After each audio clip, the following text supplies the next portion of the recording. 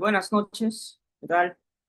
Estamos aquí otra vez para una nueva sesión sobre la ley PAC, sobre la ley del procedimiento administrativo general. Entiendo que el día de hoy tenemos agendada la sesión de fiscalización administrativa. Sí, sí, es que eso vamos a ver el día de hoy. Entiendo que se escucha bien, todos estamos bien viendo la pantalla, así es que vamos a ver esto de la fiscalización administrativa. ¿Ok? Recordemos un poco cómo surge esto de la fiscalización administrativa como potestad pública. Muchas gracias, colega Miguel. Eh, Dentro de las potestades públicas tenemos la potestad administrativa, ¿no? Es decir, aquella actividad propia o que emana, que nace del Estado y que por tanto pues está sujeto a o la búsqueda del interés general, ¿no? Se sabe que la potestad administrativa viene a cubrir toda aquella necesidad sobre la que el ejercicio de la potestad legislativa y jurisdiccional no satisfaga. Entonces, la potestad administrativa tiene por defecto un amplio abanico de actividades, un amplio abanico de sectores también, entendiéndose a la potestad legislativa como la actividad en la cual el Estado emite normas constitucionales y legales, ¿no? Hasta allí nada más, hasta las normas legales cubre este espectro de la potestad legislativa.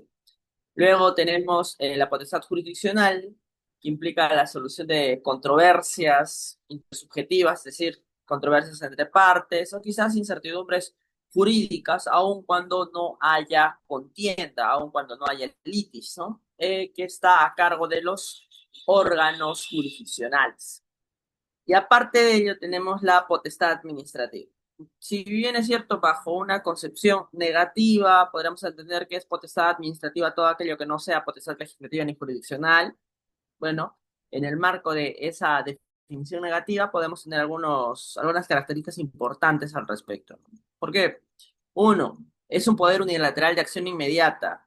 ¿Por qué es poder unilateral? Porque toda potestad pública es un poder unilateral, nace del Estado, no tiene que estar preguntando si es que la otra persona, el ciudadano, está de acuerdo o no, es un poder unilateral, nace por propia declaración. Y de acción inmediata, y aquí se diferencia con la potestad legislativa y jurisdiccional, porque al momento de emitir normas constitucionales y legales siempre se está mirando hacia el futuro, ¿no? Se regulan los sucesos que van a suceder en futuro. Por eso son supuestos de hecho. Se regulan situaciones abstractas. En la potestad jurisdiccional, todo lo contrario, ¿no? Se actúa respecto a conflictos o circunstancias que han sucedido en el pasado. Por lo tanto, ambas potestades, la legislativa y la jurisdiccional, son acciones mediatas, no inmediatas. Entonces, como necesitamos de un poder unilateral de acción inmediata para garantizar el interés general, esa, esa característica la toma la potestad administrativa, ¿sí? Entonces, es poder unilateral porque toda la potestad pública es unilateral y es de acción inmediata para llenar a esos vacíos que las acciones mediatas de la potestad pública no resultan convenientes para el interés general, o no bastan, ¿no? Para el interés general. La segunda característica está muy aunada con ello, pues que toda potestad administrativa debe de servir al interés general, que es una potestad pública. Toda potestad pública tiene un fin determinado y ese fin determinado es el interés general. Toda potestad administrativa sirve al interés general. Ahora, bajo la idea de la supletoriedad o la subordinación o la sujeción de la potestad administrativa respecto de las anteriores potestades, tenemos que si la potestad administrativa está supeditada a la potestad legislativa, es decir, no la puede vulnerar, entonces toda acción de la administración pública está sujeta a la Constitución y a la ley y a la ley. Es decir, no puede existir actividad administrativa que vaya fuera de la ley o que la inaplique. Ese es su marco de acción, ese es su marco de acción, la ley y la Constitución. Y de la misma manera, bajo la misma analogía, si es que toda potestad administrativa es supletoria a la potestad jurisdiccional o es subordinada a la potestad jurisdiccional, entonces toda acción administrativa está sujeta a control jurisdiccional. No, en términos sencillos, todo se puede demandar.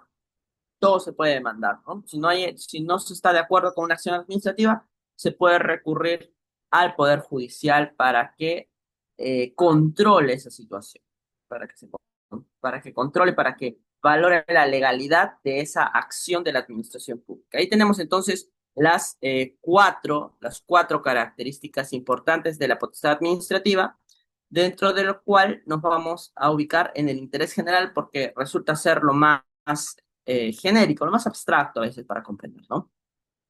Entendamos como interés general aquello que nos interesa a todos, pero en esencia, ¿no? No la suma de intereses, porque si no, no acabamos nunca, sino la intersección de intereses en conjunto.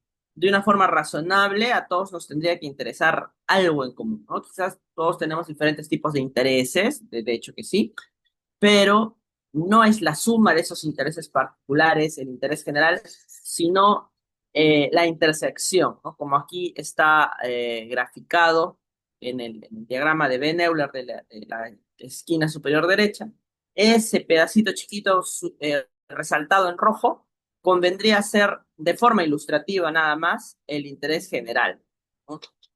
Entonces ya no estamos circunscribiendo el interés general a lo que le interesa a la mayoría, ¿no? Porque eso podría significar eh, que queden desprotegidos ciertas minorías legitimadas, sino vamos a arribar de esas voluntades particulares hacia la voluntad general.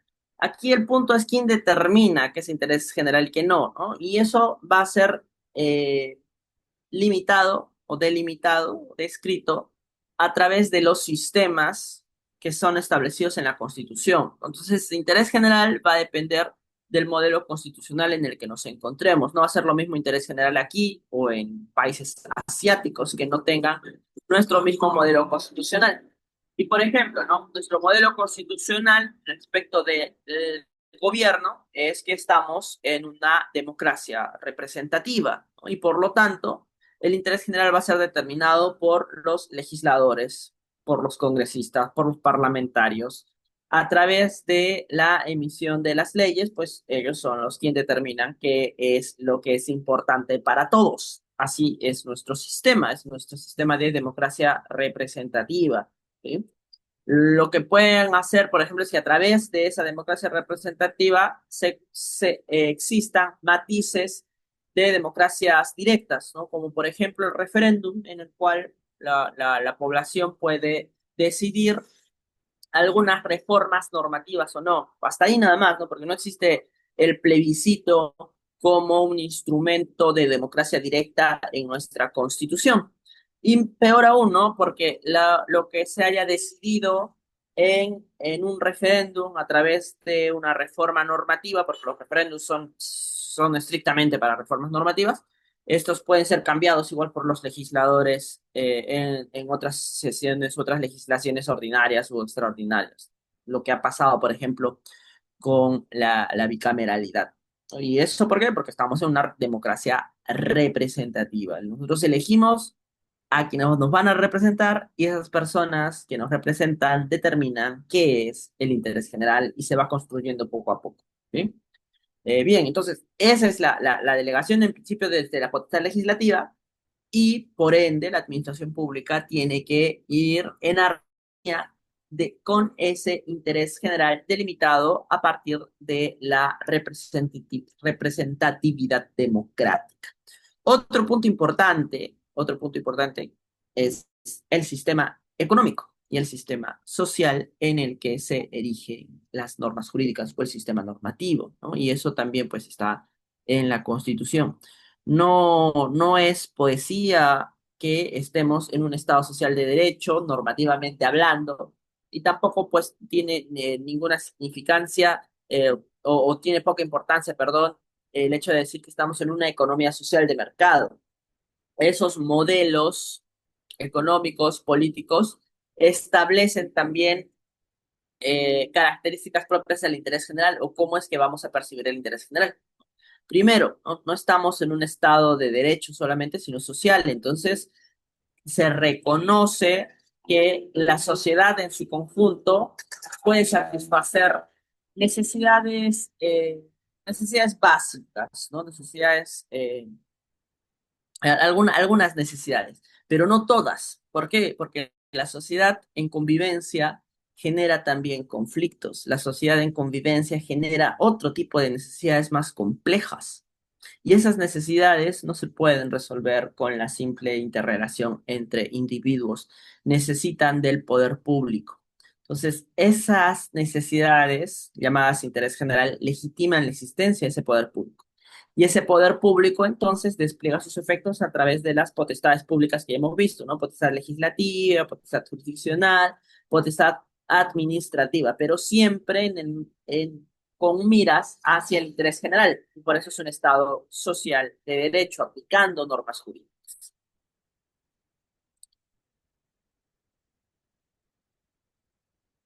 Ahora, el Estado también actúa en el mercado, también actúa en las relaciones económicas que puedan existir entre los particulares, pero considerando nuestro modelo, que es una economía social de mercado. La economía social de mercado nos indica que, en principio, como regla general, como regla primaria, la competencia es el prisma que va a garantizar o va a dirigir el interés general, ¿no? Se entiende que bajo una libre competencia, los consumidores toman decisiones responsables y adecuadas y los proveedores compiten entre sí para ofrecer mejores condiciones hacia los ciudadanos.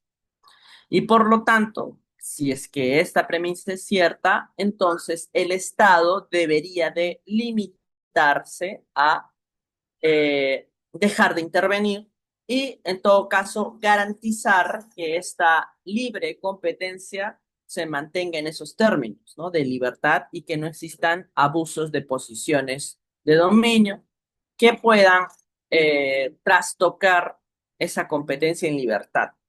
Entonces, esta es la principal, bueno, no, la primaria, mejor dicho, la primaria perspectiva del Estado como interventor en el mercado. Es decir, no actuar y actuar solamente para prevenir, garantizar, controlar y sancionar aquellas conductas que ataquen, afecten la libre competencia. Pero es obvio, pues, que va a haber mercados un poco más complejos. No es lo mismo el mercado de las gaseosas, no es lo mismo el mercado de los autos que el mercado de la infraestructura, por ejemplo, o el mercado de los servicios de saneamiento. Entonces, hay mercados complejos en los que el Estado, pues, va a tener que actuar de una diferente forma, de una forma más de protagonista, ¿sí? En ese sentido, entonces, existe regulación de algunos mercados relevantes, ¿no?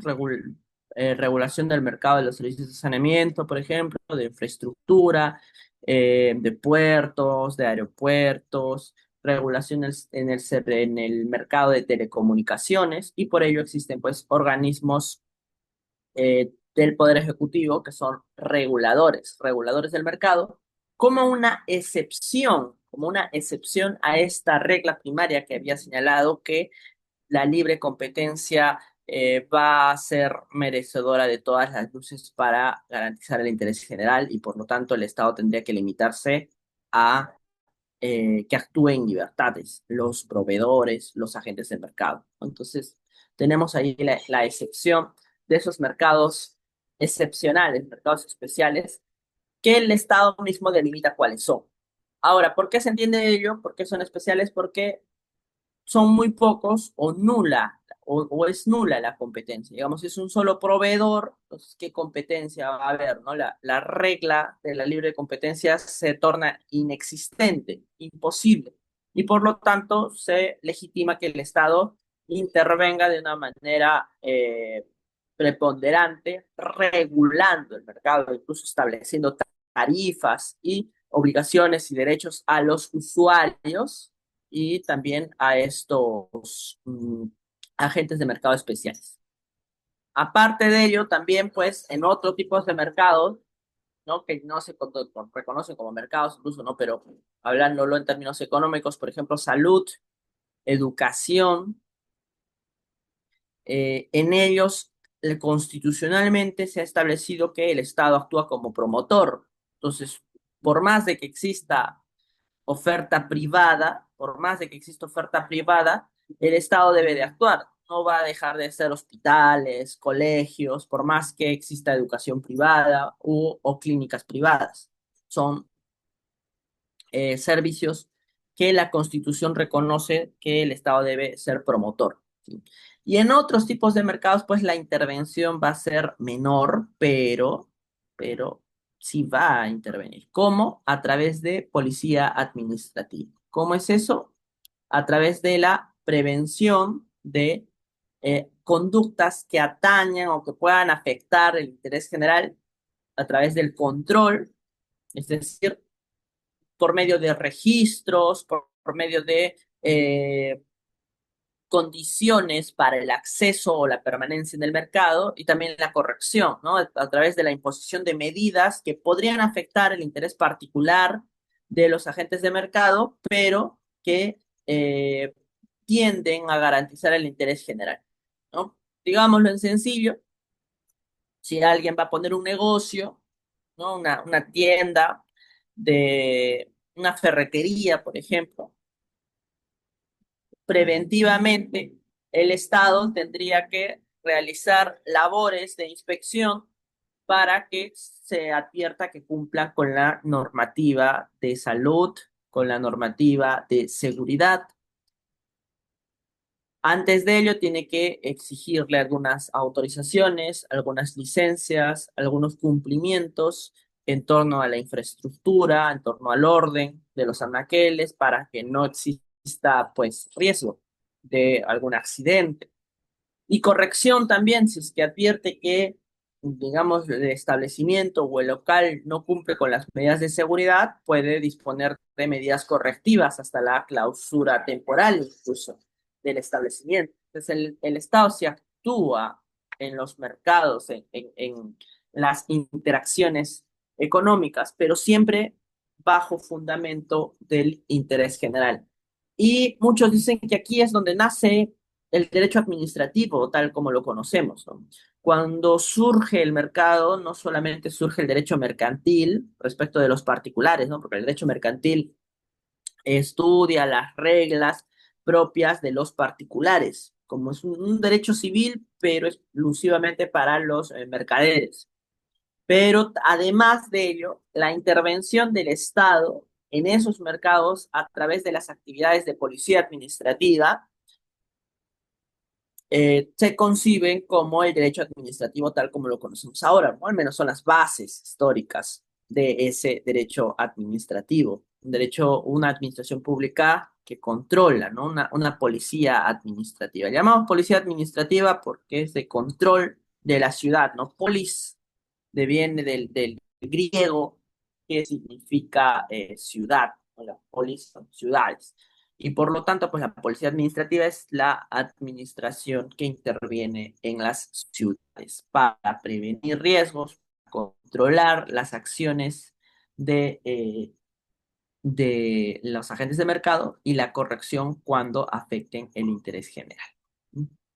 Eso está, esas son las bases de la fiscalización administrativa. La fiscalización administrativa es más antigua incluso que el propio derecho administrativo. El derecho administrativo tiende a incluso controlar esas acciones de prevención, de control y corrección, porque en la edad medieval, pues, o en la edad feudal, esa era la regla. El control, la corrección, las sanciones, esa era la regla. Entonces, algunos piensan que la fiscalización administrativa es el rezago medieval de la intervención del monarca, del principado, hacia las actividades económicas que pueda realizar el pueblo, la, o en este caso, pues la ciudadanía, ¿no? Que se le reconoce como tal. Y por ello, pues, etimológicamente hablando, estas actividades de policía administrativa se entienden también como control de la ciudad que derivan de la oikonomía, ¿no?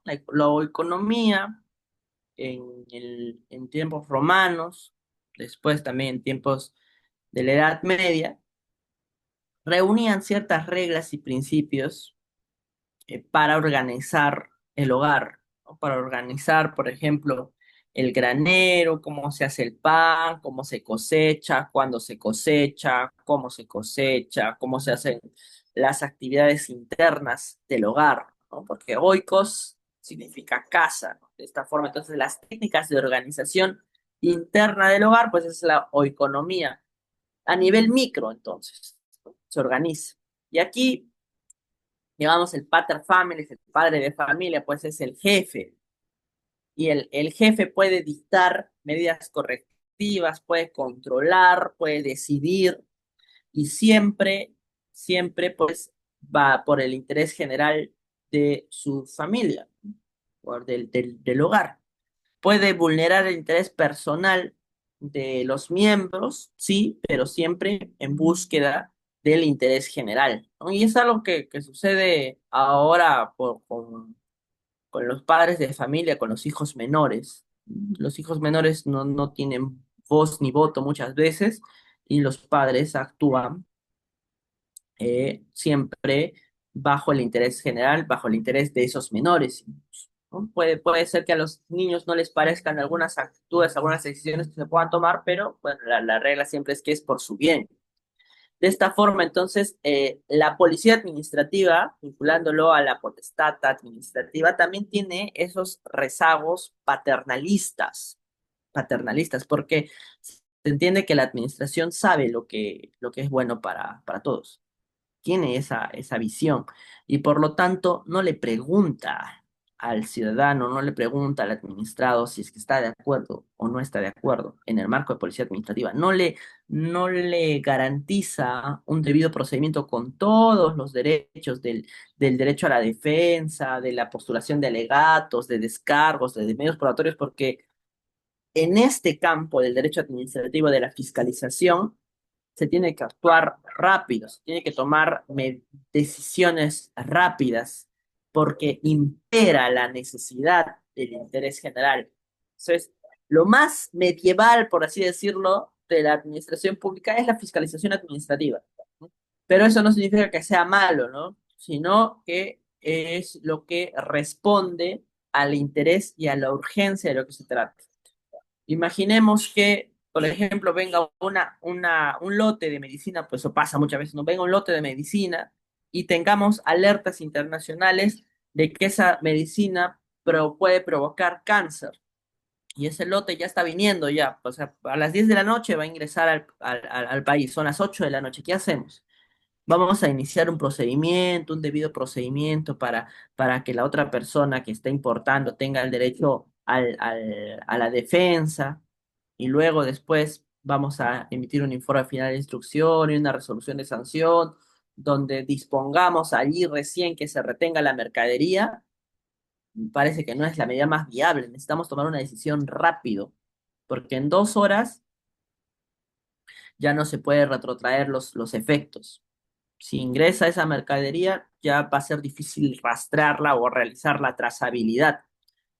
Entonces, eso amerita la fiscalización, realizar o tomar decisiones oportunas, en forma rápida, ¿no? O imaginemos que eh, a través de un vehículo, de un conductor donde no tiene licencia de conducir, no cumple con las condiciones básicas para realizar un servicio de transporte, pues está realizando ese servicio de manera clandestina o pirata, como le suelen llamar, a una familia, ¿sí? ¿Qué garantías tenemos de que esa familia llegue a su destino? No hablamos solamente de una vulneración netamente normativa o formal, estamos hablando de un riesgo.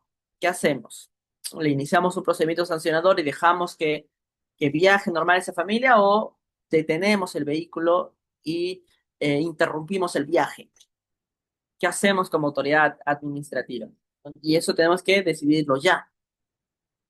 Entonces, esas son las acciones de fiscalización, medidas que se tienen que tomar en el momento, de forma inmediata, bajo una postura paternalista donde el Estado, la administración pública en específico, indique qué es lo bueno para todos.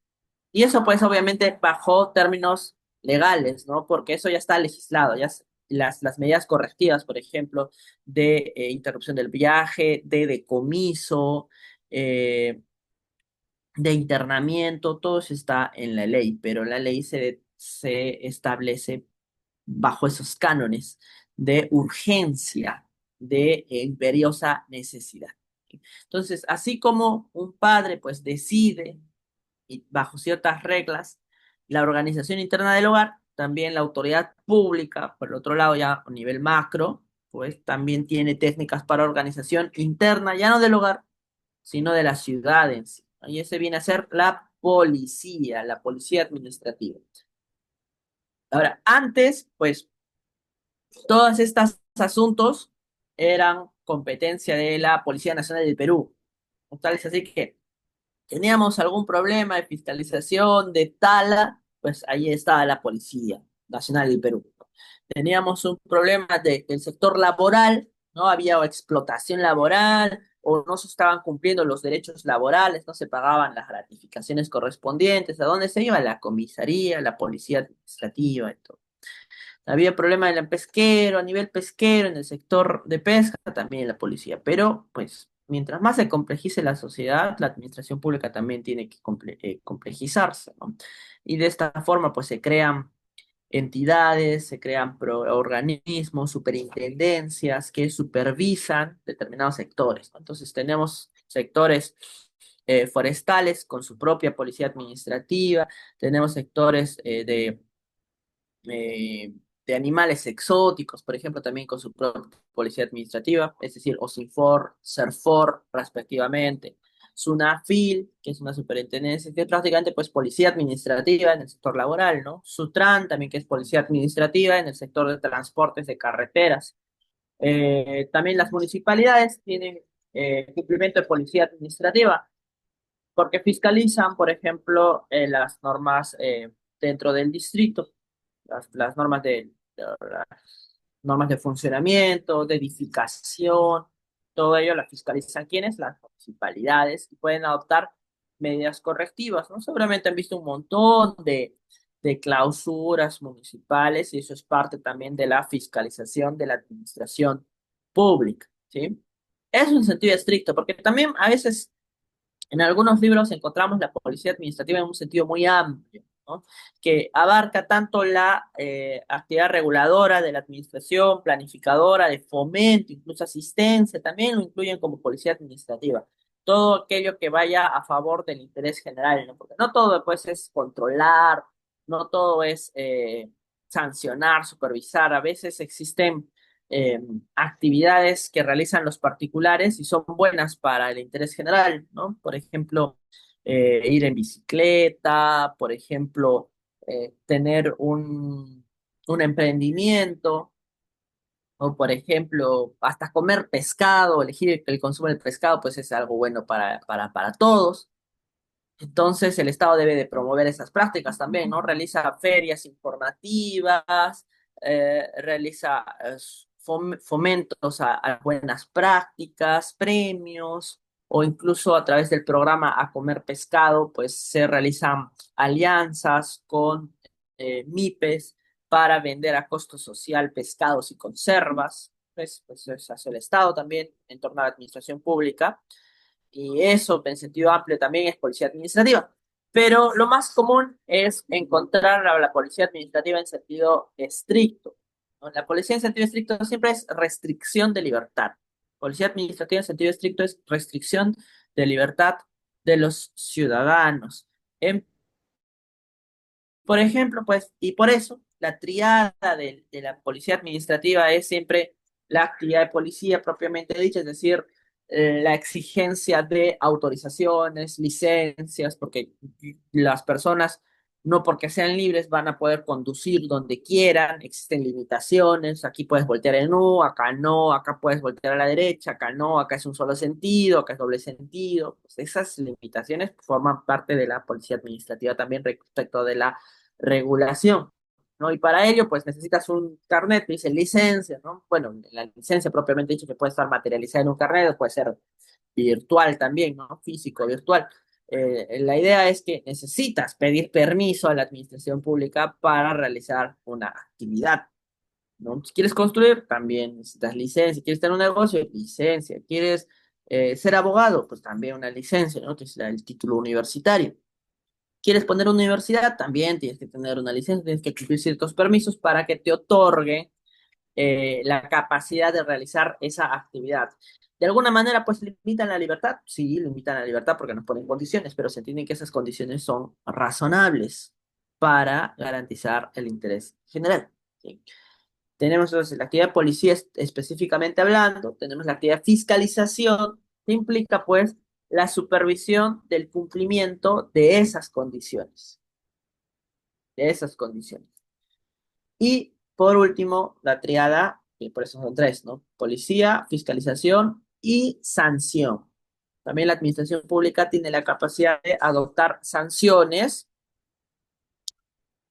ante el incumplimiento de esas condiciones, siempre y cuando pues se hayan establecido como infracciones, ¿no? Y eso va muy separado a lo que hemos llamado de fiscalización, porque en la fiscalización se requieren acciones inmediatas, urgentes. En cambio, para imponer sanciones, eso sí puede demorar, ¿no? Eso sí puede demorar porque se tiene que respetar el debido procedimiento, ¿no? Se tiene que respetar, bueno, en términos actuales, gracias al decreto legislativo 1272, se tiene que respetar una fase instructiva, donde la administración pública inicia el procedimiento administrativo sancionador y luego una fase sancionadora donde determina responsabilidad que puede durar hasta 9 meses. Los 9 meses que evidentemente es un tiempo muy amplio si es que se requieren medidas urgentes, ¿sí? Pero un tiempo necesario para poder valorar y determinar responsabilidad administrativa para la imposición de sanciones. Entonces, no es lo mismo una medida correctiva, una medida administrativa que implique, por ejemplo, una clausura temporal de un local a una sanción administrativa. La sanción es una medida punitiva propio de la actividad sancionadora o la facultad sancionadora de la administración pública, culminado ya un procedimiento administrativo sancionador. En cambio, una medida administrativa de esta naturaleza correctiva, pues se ubica antes, ¿no? Antes incluso de iniciar el procedimiento administrativo sancionador, o quizás también se puedan adoptar medidas correctivas durante el desarrollo del procedimiento administrativo sancionador. Eso lo vamos a ver un poco más adelante, ¿sí?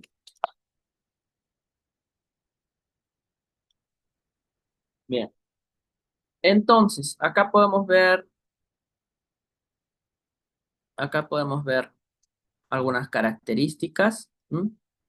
De la fiscalización.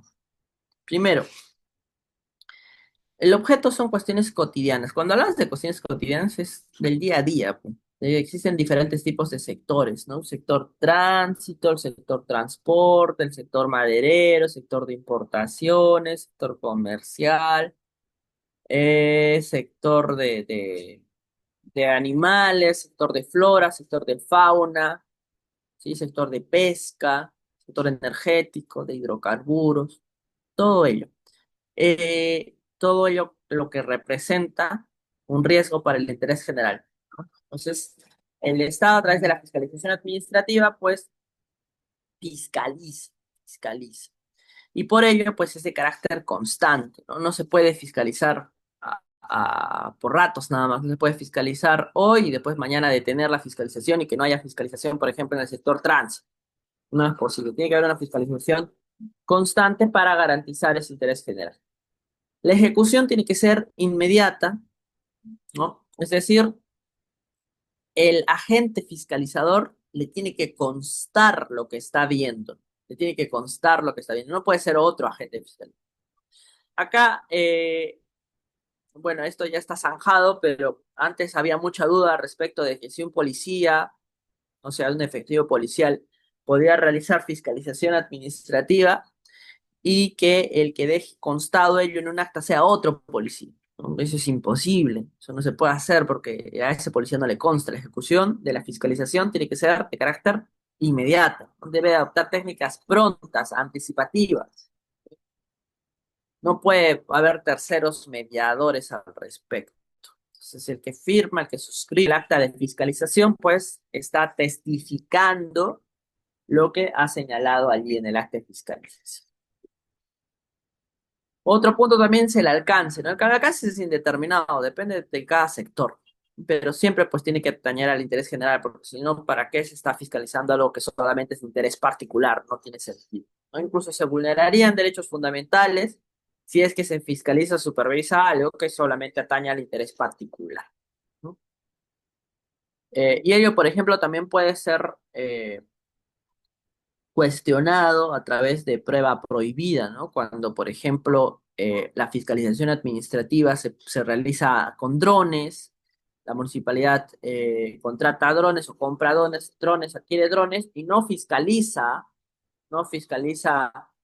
locales, no fiscaliza construcciones, sino fiscaliza y graba en video, pues, la vida personal de las familias, ¿no? Eso hace no mucho se está viendo, porque las municipalidades están adquiriendo drones, ¿no? Entonces, ahí se tendría que cuestionar si es que es de alcance de interés general las acciones de fiscalización que se están realizando. Eso caso por caso, claramente. Entonces, de esta forma, ¿cuál es el alcance de los sectores sociales? Siempre y cuando esté debidamente determinado por ley, porque, como hemos visto, la ley es quien limita la actividad de la administración pública. Si no está en la ley la determinación del alcance de la fiscalización, entonces la administración pública no puede fiscalizar. Por ello, por ejemplo, ¿no? En el caso de tránsito, el año pasado salió una sentencia que ya decía lo que era obvio, ¿no? Que solamente el efectivo policial asignado al tránsito era el competente de fiscalizar el sector tránsito. ¿Por qué nos basamos? Pues en el principio de legalidad.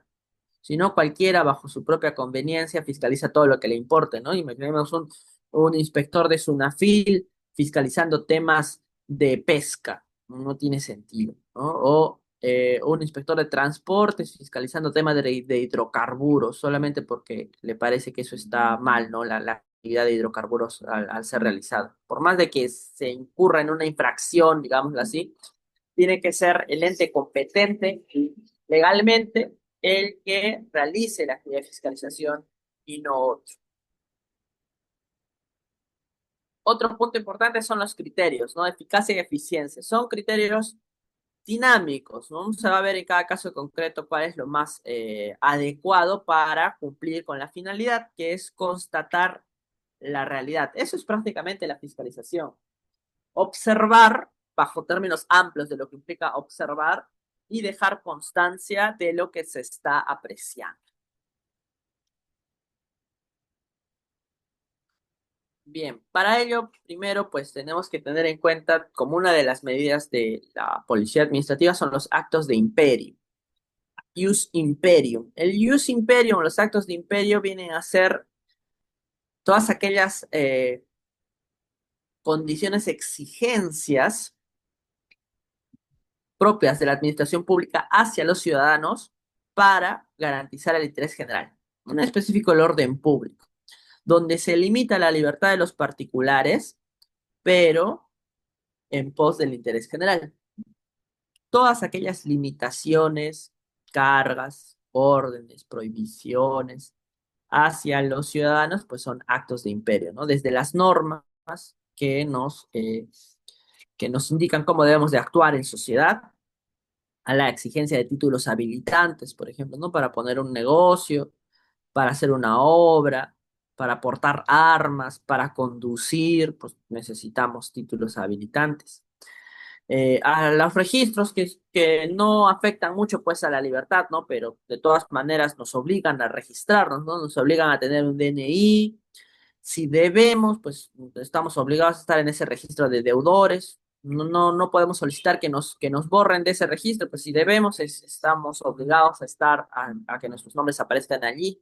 o el registro migratorio también, ¿no? Si hemos viajado a otro país, no podemos solicitar que se borre nuestro nombre de allí, pues está el registro migratorio también como un acto de imperio para controlar a la sociedad, ¿no? Hasta llegar a, pues, a la coacción incluso, ¿no? Donde determinan, por ejemplo, decomisos, clausuras o, cierto modo, también las vacunas, ¿no? Cuando en tiempos de COVID indicaron que quienes no están vacunados no pueden ir a centros comerciales, ¿no? O a centros públicos masivos, también es una forma de coacción. ¿Por ello, pues, son negativos? No, no por ello son negativos, no por ello las normas o la exigencia de títulos habilitantes o la inscripción a registros son negativos para la sociedad. La idea es que sean buenos, son buenos, ¿no? Porque garantizan la tranquilidad y el orden público. Se limita la libertad para garantizar la libertad, irónicamente hablando, ¿no? Pero siempre con límites, ¿no? Es decir, la administración, la autoridad pública no puede dictar o no puede establecer actos de imperio que no estén determinados por ley y siempre bajo el margen de razonabilidad, ¿no? ¿Por qué? Porque estos medios son instrumentos solamente, ¿no? La finalidad no es limitar la libertad de las personas, la finalidad es garantizar el interés general. Y eso siempre se tiene que tener en cuenta. Bien. Entonces, la actividad de fiscalización en concreto tiende a verificar el cumplimiento de esas obligaciones. Si tenemos actos de imperio que cumplir, entonces la actividad de fiscalización verifica el cumplimiento de esas cargas. Desde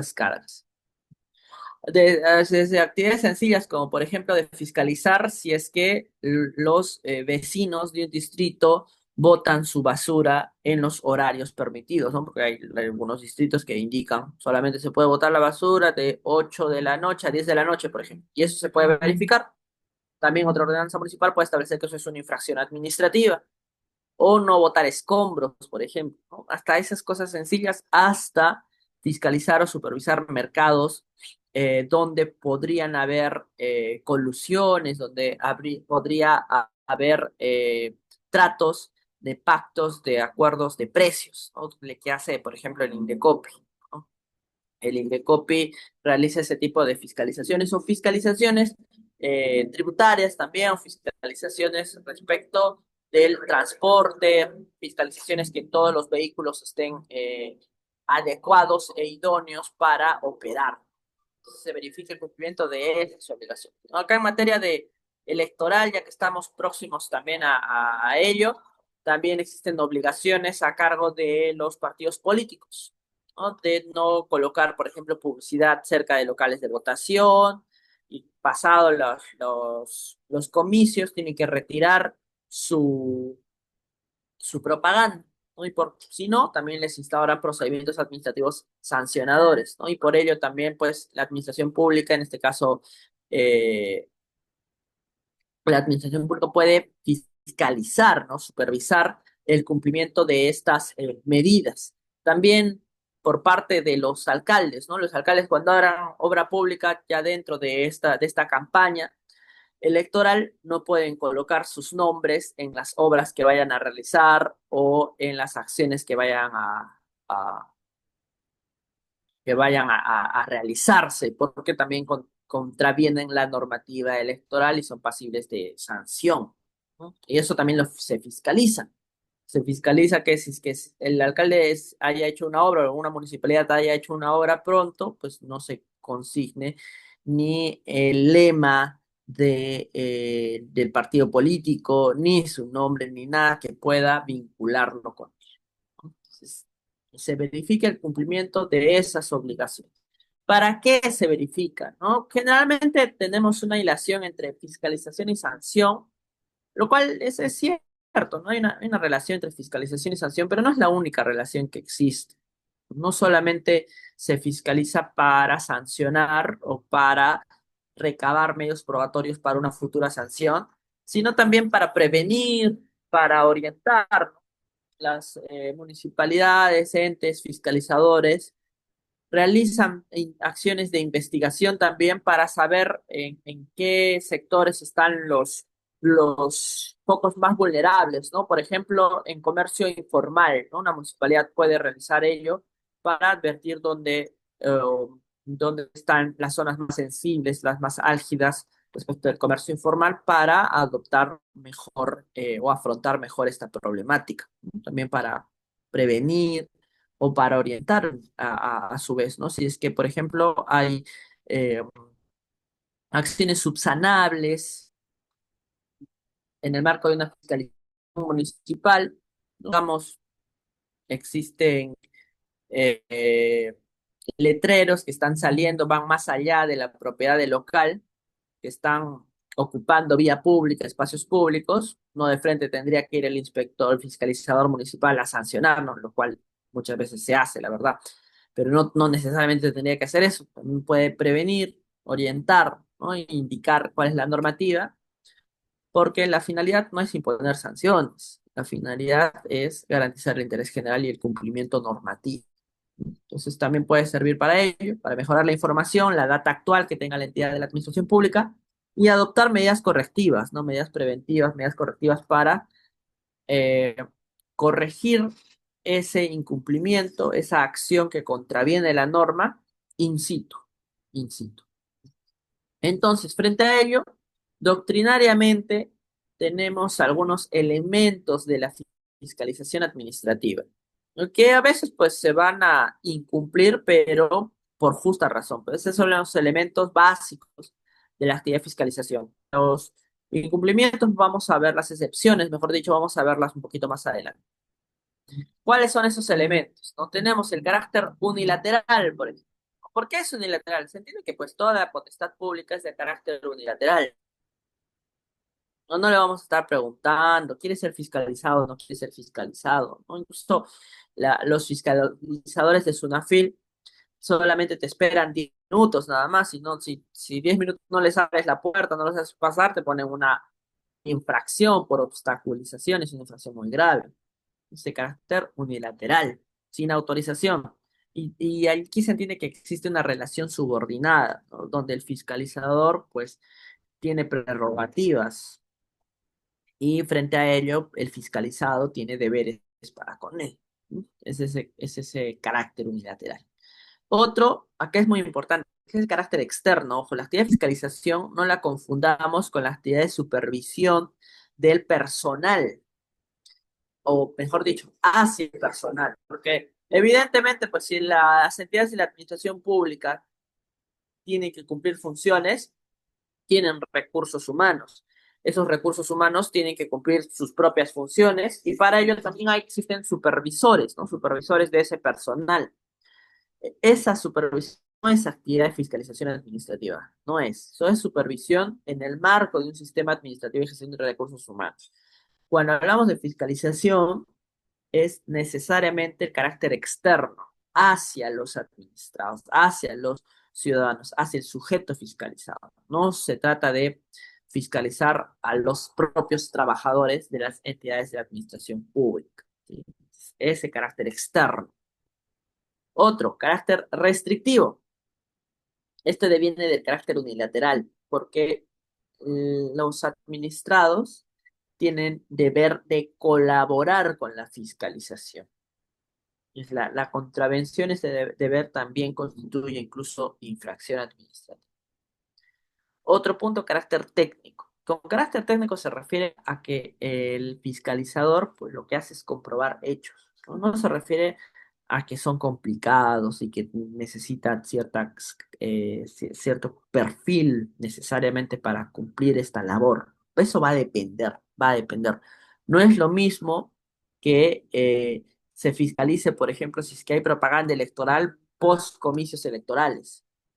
No, esto está fácil de ver, se toma fotografías, quiera toma fotografías, ve ello y va a advertir si es que se ha contravenido la norma o no.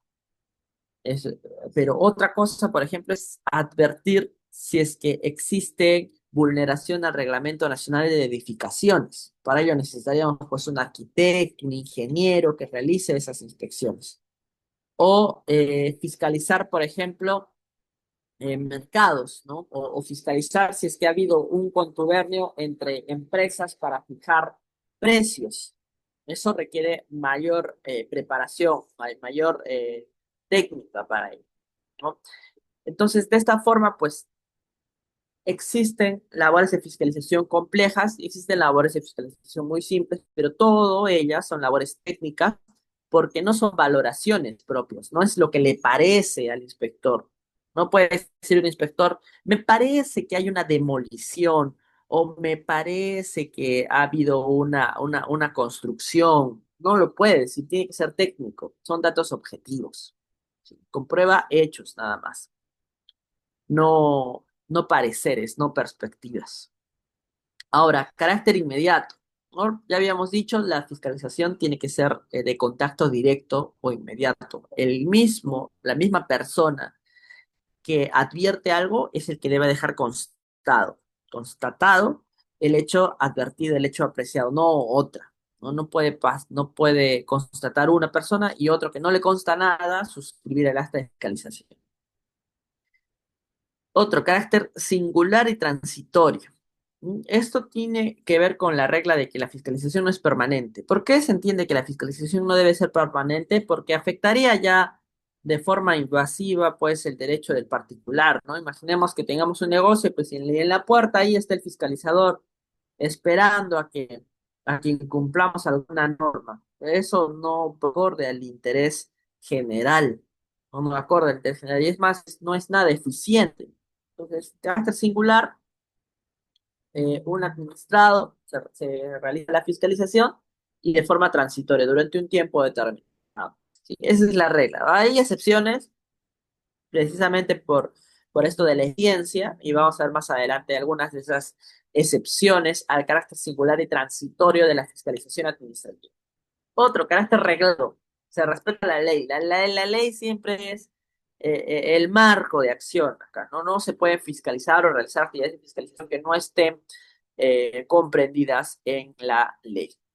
Es el carácter reglado y sobre todo el carácter instrumental que muchas veces se deja de lado, ¿no? Fiscalizar es un medio, no es el fin, no es la finalidad de la administración pública fiscalizar, sino el medio nada más. La finalidad es el interés general. ¿Sí? Y por ello, pues, se genera un debate teórico de qué es la fiscalización. Si es un hecho administrativo, o es un procedimiento, o es un medio probatorio. Tengamos en cuenta, me parece que tras la actividad de fiscalización se obtiene medio probatorio, que es el acta de fiscalización. El acta de fiscalización es prueba, pero no por ello, pues es prueba irrefutable. ¿No? Es decir, si se tiene el acta de fiscalización ya por las puras va a ser defenderse. No, no tendría que ser así. A veces la práctica nos dice que es así, pero eso está mal.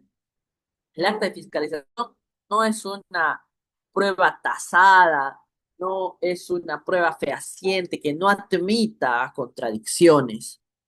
Es una prueba más, es una prueba más y por ello el administrado puede presentar pruebas que refuten esa acta de fiscalización. ¿Sí? Pero si no presenta nada, también ya pues esa acta de fiscalización adquiere el estándar probatorio necesario, siempre y cuando sea coherente, para poder adoptar las medidas correctivas o las sanciones correspondientes. Entonces, la actividad misma de fiscalizar es un hecho administrativo que está arreglado. Hecho administrativo porque recordemos cuando hemos visto las manifestaciones de la administración pública, dentro de ellas está el hecho administrativo, el contrato administrativo, el acto administrativo, la disposición administrativa, el acto de administración interna. ¿Sí? Entonces, cuando hemos visto el hecho administrativo, es aquello que se percibe con los sentidos, aquello que modifica, cambia la realidad, sucede. ¿Sí? La administración pública modifica la realidad. Entonces, la actividad de fiscalización, el hecho de observar, apreciar, constatar, pues es un hecho. Se ve, se aprecia, se advierte, es un hecho administrativo, pero reglado. ¿No? Por ello no es un procedimiento, porque a veces todo lo que sea arreglado lo llamamos procedimiento, pero no es un procedimiento administrativo como tal. El procedimiento puede ser después, que es el procedimiento administrativo sancionador, por ejemplo, ¿no? Que se instaura el procedimiento y que sigue las reglas del debido procedimiento, ¿no? Las garantías de la ofrecer descargos, alegaciones, medios de prueba, todo ello es propio al procedimiento administrativo sancionador. Pero la actividad de fiscalización propiamente es el hecho administrativo, reglado que genera una prueba que puede ser utilizada por la administración pública para impulsar futuras sanciones, para prevenir, para orientar, para mejorar la información o para adoptar medidas correctivas o preventivas. ¿Sí? Bien, hasta aquí, antes de ver algunas excepciones, vamos a ver algunas preguntas. A ver, Pascual dice, en una municipalidad, ¿cómo funciona el órgano instructor y sancionador y cómo se articula con fiscalización? Muy buena pregunta. ¿Sí? ¿Por qué? Porque por regla, por teoría, ¿no? Tenemos que la actividad de fiscalización puede servir para impulsar una sanción. Entonces, en algunos casos puede darse que la fiscalización sirva como prueba solamente, o sea, el acta de fiscalización sirva como prueba solamente para el inicio de un procedimiento administrativo sancionador. Entonces, el inicio de un procedimiento sancionador distingue órgano instructor, órgano sancionador y aparte de ello tenemos el fiscalizador. ¿No? Aparte de ellos tenemos el fiscalizador. Por ejemplo, ¿no? En el sector transporte urbano, digamos que la ATU intervenga un vehículo y ese vehículo no sea del conductor, ¿no? Entonces al vehículo pues habría que iniciarle también un procedimiento, pero el conductor, el vehículo no está ahí, ¿no? O también, digamos, en un sector transporte de mercancías, de maderas, ¿no? Que es el competente, es el gobierno regional. Y en ese caso, el propietario de la mercancía no está allí cuando se realiza la fiscalización. ¿Sí? Entonces, ¿a quién se va a iniciar? No se va a iniciar solamente al conductor, sino también al propietario de la mercadería. Entonces tenemos que el fiscalizador se limita a fiscalizar, pero no puede constituirse allí mismo como órgano instructor, porque no está el administrado, entonces lo deriva a la central y la central de la municipalidad emite una resolución bajo firma del órgano instructor y esa resolución que contiene ese acto de inicio de procedimiento administrativo sancionador es notificado al titular de la mercadería. En ese caso entonces tenemos bien delimitados el fiscalizador, el órgano instructor y el órgano sancionador. Pero no obstante, muchas veces en la misma fiscalización está presente el administrado. Entonces, por eficiencia, se le notifica allí mismo, el acto de inicio de procedimiento sancionador. Y entonces el fiscalizador se constituye a sí mismo como el agente que inicia el procedimiento administrativo sancionador. Y es el que inicia. Y eso pasa muchas veces en municipalidades. Llega el inspector, llega el fiscalizador, advierte un incumplimiento normativo, elabora el acta de fiscalización y lo suma un acta de control o un acto de inicio de procedimiento administrativo sancionador y le notifica todo. Entonces, el fiscalizador inicia también un procedimiento administrativo sancionador, emite un acto administrativo, que es el acta de control o el acta de inicio de procedimiento administrativo sancionador. Independientemente de ello, pues otra persona elabora el informe final de instrucción. Entonces, pues, de todas maneras tenemos esa figura, ¿no? Del órgano instructor que elabora solamente el informe final de instrucción. Pero de esta manera, pues se articulan estas atribuciones, ¿no? De fiscalización, de órgano instructor y de órgano sancionador, dependiendo del sector en el que nos encontremos. ¿Cuál es la diferencia entre inspector y fiscalizador? Esta también es una muy buena pregunta, Pascual, gracias. Ninguna. Es lo mismo, es lo mismo. En algunos sectores se dice inspector, generalmente inspector de transporte, por ejemplo, inspector de transporte municipal, ¿no? Que es de vehículos menores, se les denomina así.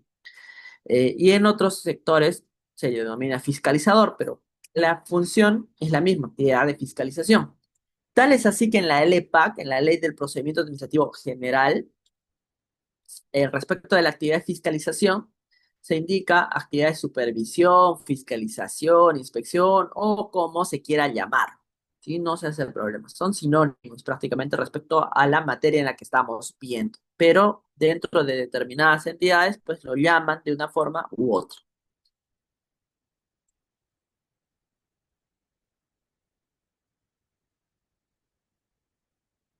A ver, Bruno dice, ¿en qué parte de la ley 2744 se regula esto de la fiscalización? Lo vamos a ver ahora, lo vamos a ver ahora, ¿sí? Vamos a ver algunos artículos de la LPAG, la ley 27444, sobre fiscalización. Y la normativa que regula aquellos medios probatorios, sí, también está en la LPAG y en el sector en específico se advierte si es que eh, se se regulan los medios probatorios, ¿no? En algunos sectores se indica, pues, además del acta de fiscalización, se debe de adjuntar pruebas o se debe de adjuntar pruebas al acta de fiscalización, pero en otros, por ejemplo, municipalidades no lo dicen, ¿no? Y eso hace pensar muchas veces que basta el acta de fiscalización, lo cual está mal. ¿No? A ver, dice, el órgano instructor emite resoluciones a veces emite resoluciones, a veces emite actos nada más, o a veces emite cartas. No, no importa mucho el documento, lo que importa es la decisión. Ahora, bien, vamos, terminamos con preguntas en esta primera tanda y veamos algunas excepciones. ¿Por qué? Porque había dicho que la fiscalización es de carácter singular y transitorio, porque sería un abuso el hecho de que te estén fiscalizando permanentemente, que en todo momento te estén fiscalizando. Pero por eficiencia, a veces se acepta la fiscalización permanente. Y uno de ellos es el modelo que se utiliza para fiscalizar a las máquinas tragamonedas, ¿no? Es de interés general, por ejemplo, que las máquinas de tragamonedas, ¿no? No nos mientan, ¿no? Y se registre la información de fiscalización, no solamente por parte de la SUNAT, sino también por parte del MINCETUR, ¿no? Que es el ente que regula esta actividad económica de los tragamonedas, ¿no? Entonces, ¿cómo se va a saber? Lo primero podría ser una declaración jurada, pero pues es fácil que se pueda vulnerar. Otro, que vaya el fiscalizador y revise las máquinas. Y eso es muy costoso también. ¿Cuál es lo otro? Obligarle al administrado, obligarle a quien quiera poner máquinas de tragamonedas que instale un software que permita a las autoridades públicas a revisar a tiempo real toda esa información, cuánto entra, cuánto sale, cuándo se registra, cuándo se usa, no solamente para recaudar impuestos, sino también para revisar la normativa propia del MINCETUR. Entonces se tiene el modelo SUCT, que es un, bueno, sistema unificado de control en tiempo real, ¿no? Que es prácticamente un software de esto de los tragamonedas, que en tiempo real se realiza la fiscalización. En todo momento, sí, todo momento, todo momento. ¿Esto va en contra del carácter singular y transitorio? Sí, pero por ley expresa se determina que la fiscalización administrativa en este sector se va a realizar de esa manera porque es lo más eficiente. Porque es lo más eficiente. Aparte, estamos ante mercados que pueden, que se puede poner esta barrera, ¿no? De hacerles pagar un software, poner un software en el mantenimiento, porque también las ganancias pues, son amplias, ¿no? Y no constituye una barrera de acceso al mercado, al menos en Indecopi no lo ha determinado de esa manera. Y aparte, otro, no tenemos ejemplo, pero otro ejemplo también de esto es el sistema de GPS, ¿no? Hay algunas autoridades de transporte, por ejemplo, también que realizan el modelo GPS para advertir si es que están excediendo los límites de velocidad. O también el modelo de GPS satelital en el sector de pesca para evitar, bueno, para fiscalizar, mejor dicho, que las embarcaciones no realicen la actividad de extracción en zonas que están en veda o zonas que están prohibidas, ¿no? Ellos se les instala un GPS a costo del administrado para que la administración pública pueda revisar a tiempo real qué actividad se está haciendo, ¿no? Por dónde se está transitando. Y eso pues también vulnera un poco el carácter singular y transitorio, pero esto es más eficiente porque realizar una fiscalización ordinaria, tradicional, en esos casos es mucho más caro o totalmente ineficaz. Entonces, la tecnología, pues evidentemente también hace que la administración pública adopte otras modalidades de fiscalización. Ahora, estaban preguntando sobre normativa. Acá tenemos normativa. Este es el EPAC, ¿cierto? Ley 27444. ¿Sí? Dice, la actividad de fiscalización constituye el conjunto de actos y diligencias de investigación, supervisión, control o inspección, ¿no? Ya cualquier denominación lo pone, ¿no? Llamémoslo como lo llamemos. Si quieres, investigadores, supervisores, controladores, inspectores, es decir, que realizan investigación, supervisión, control o inspección. Todo eso es actividad de fiscalización. ¿Sí? Sobre el cumplimiento de las obligaciones, prohibiciones y cualquier limitación exigible a los administrados que haya sido establecida a través de una norma, ya sea legal o reglamentaria o cualquier fuente, con contrato, todo. ¿Para qué? Para revisar el cumplimiento normativo. Eso es lo que se requiere, verificar que se cumpla con las normas. Esa es la finalidad. Esa es la finalidad. De prevención de riesgo, de gestión de riesgo y tutela de bienes jurídicos. Otro punto importante es que dice, solamente por ley o por decreto legislativo puede atribuirse la actividad de fiscalización a las entidades. Entonces, a través de una ordenanza municipal no se puede atribuir actividad de fiscalización. O la ley es quien determina la actividad de fiscalización a las municipalidades, por ejemplo, o a través de un decreto legislativo. Otro, por razones de eficacia y economía, las autoridades pueden coordinar para la realización de actividad de fiscalización conjunta o realizar encargos de gestión entre sí. ¿No? Muchas veces, por ejemplo, se ve a Indecopi junto con SUNAT o Indecopi junto con la SUTRAM, por ejemplo, para realizar actividades de fiscalización en conjunto. Y además dice, independientemente de su denominación, también por lo mismo, ¿no? Que alguien pregunta, ¿cuál es la diferencia entre un inspector y un fiscalizador? Y es que en la normativa está de forma indistinta, ¿no? Sobre todo en municipalidades, algunos lo llaman inspectores, fiscalizadores, no importa, dice la ley, independientemente de su denominación, llamémoslo como querramos, las normas especiales que regulan esta función se interpretan y aplican en el marco de las normas comunes, ¿no? Es decir, no puede vulnerar la normativa especial esta ley del procedimiento administrativo general en cuanto a actividad de fiscalización. Bien, por ello, como son actividades regladas, tenemos facultades de las entidades que realizan actividades de fiscalización. Primero, los actos y diligencias de fiscalización se inician siempre de oficio. ¿Qué significa de oficio? Es que el administrado no puede iniciar la actividad de fiscalización. Es la administración pública, pero puede ser de que a través de una denuncia, ¿no? Si digamos, advirtamos que una casa está fungiendo como un colegio particular y no tiene autorización, y ahí pues ingresan niños, no existe ningún tipo de garantía para ello, y lo denunciamos, ¿no? Frente a esa denuncia, va la autoridad pública para realizar una inspección, una fiscalización. Entonces puede ser por petición motivada o por denuncia, por una orden de un superior, pero siempre de oficio, siempre de oficio. Dice, la administración pública en el ejercicio de la actividad de fiscalización está facultada para realizar lo siguiente.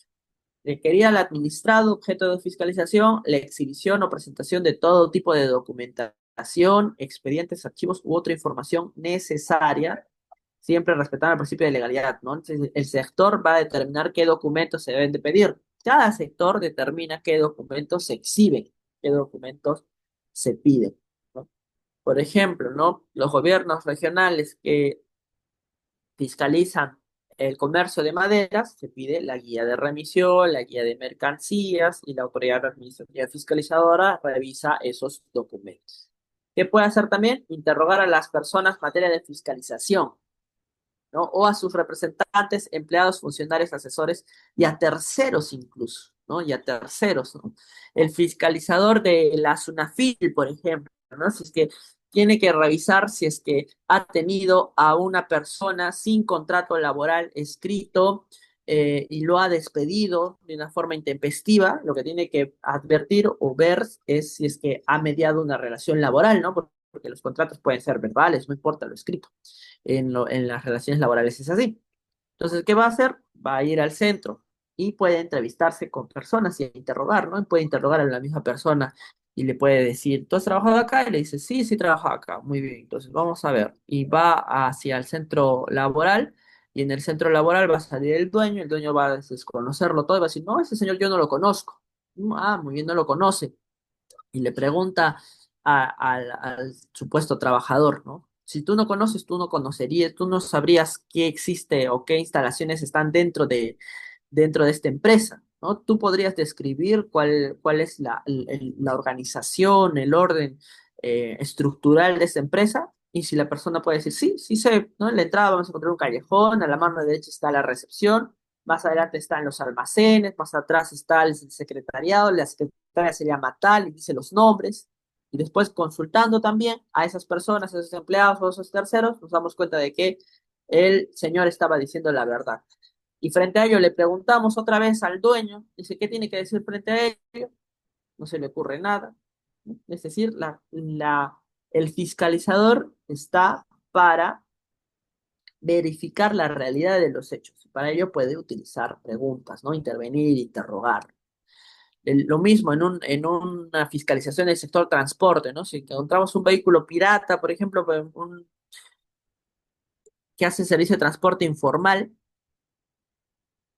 el conductor puede decir, no, estoy transportando a mi familia, estoy trasladando a mi familia, nada más, ¿no? Y le preguntan, ¿cómo se llaman entonces? ¿Cuáles son sus nombres? ¿En qué trabajan? Y luego se le pregunta, se requiere su DNI. Si no hay forma de advertir eso, se colige que no es su familia, que ha mentido y que sí está realizando el servicio de transporte sin tener la habilitación, ¿no? Se interroga in situ, evidentemente, ¿no? Y al toque, inmediatamente. Otro, realizar inspecciones, dice, con o sin previa notificación. Hay algunas inspecciones que son programadas, hay algunas inspecciones que no son programadas, hay algunas inspecciones que son avisadas, otros tipos de inspecciones que no son avisadas, ¿no? No tienen que ser todas programadas, ¿no? Hay inspecciones que no son programadas. Dice, en los locales y o bienes de las personas naturales o jurídicas objeto de las acciones de fiscalización, respetando el derecho fundamental a la inviolabilidad del domicilio cuando corresponde. Dice, tomar copia de los archivos físicos, ópticos, electrónicos u otros, así como tomar fotografías, realizar impresiones, grabaciones de audio, todo aquello que tenga por finalidad constatar la realidad. Todo aquello que tenga por finalidad constatar la realidad, que eso corresponde a la fiscalización administrativa, utilizando todos los instrumentos que reúnan a su alcance. Realizar exámenes periciales sobre la documentación y otros aspectos técnicos relacionados con la fiscalización, ¿no? A veces se realizan coordinaciones, por ejemplo, para revisar la verificación de los documentos que se están presentando, ¿no? Porque a veces el fiscalizador no tiene toda la mano, pero puede llamar a central, puede llamar a sus compañeros de labores para que cotejen la verificación de los documentos. Otro, utilizar en las acciones y diligencias de fiscalización equipos que consideren necesarios, ¿no? Desde celulares, desde medidores GPS, también pueden utilizar drones, todos los equipos que consideren. Los administrados deben permitir el acceso de tales equipos, así como permitir el uso de sus propios equipos cuando sea indispensable para la labor de fiscalización. También se puede ampliar o variar el objeto de la acción de fiscalización en caso de que como resultado de las acciones y diligencias realizadas se detecten incumplimientos adicionales a los expresados inicialmente en el referido objeto, ¿no? Porque si la finalidad es el interés general y si es que eh, la fiscalización programada, por ejemplo, solo ha sido de parte documental, en el aspecto documental, pero si se advierte que en el local existen otro tipo de incumplimientos, pues se amplía la fiscalización. O incluso si es que se advierte incumplimientos que provienen de otro sector a la cual no es competente, también se tiene la obligación de coordinar y reportar ello a las autoridades competentes para que fiscalicen ese sector, ¿no? Si es que, por ejemplo, eh, existe trata de personas en un ambiente o en un local que está fiscalizando SUNAFIL, tiene que llamar a las autoridades competentes y también pues a los ministerios correspondientes. A ver, vamos a ver, vamos a ver, vamos a ver. Acá Roberto dice, doctor, ¿y la fiscalización se debe a alguna denuncia o control? ¿Cómo se aplica en este caso, en centros educativos? Dice. Sí, el Ministerio de Educación tiene pues la competencia para realizar actividades de fiscalización. Y como dice allí, los actos y diligencias siempre se inician de oficio, ya sea por iniciativa propia, ya sea por un orden superior y también en caso de una denuncia. Caso de una denuncia. ¿Qué instituciones públicas tienen esas facultades de fiscalización? Pues un montón, ¿no? Todas las municipalidades. Eh, Serfor, tenemos Sutran, tenemos Sunafil, tenemos su salud, tenemos la SBS, tenemos Jurado Nacional de Elecciones, tenemos Osinfor, tenemos Planipes, el sector, dependiendo, ¿no? El sector de tránsito, sector transporte, sector maderero, sector pesca, sector energético, Sinermin, Indecopi, el sector consumidor, sector de competencia, sector de propiedad intelectual, y de muchas entidades que tienen estas labores de fiscalización. No, no es salud, su salud. En salud no fiscaliza. Bien, contenido mínimo del acta de fiscalización. Sí. Actividad de fiscalización. El acta de fiscalización o documento es el que el documento por el cual se registra todo lo que se ha constatado, ¿no? Dice que contiene como mínimo los siguientes datos. El nombre de la persona natural o razón de la persona jurídica que es fiscalizada, ¿no? Lugar, fecha y hora de apertura de cierre de diligencia.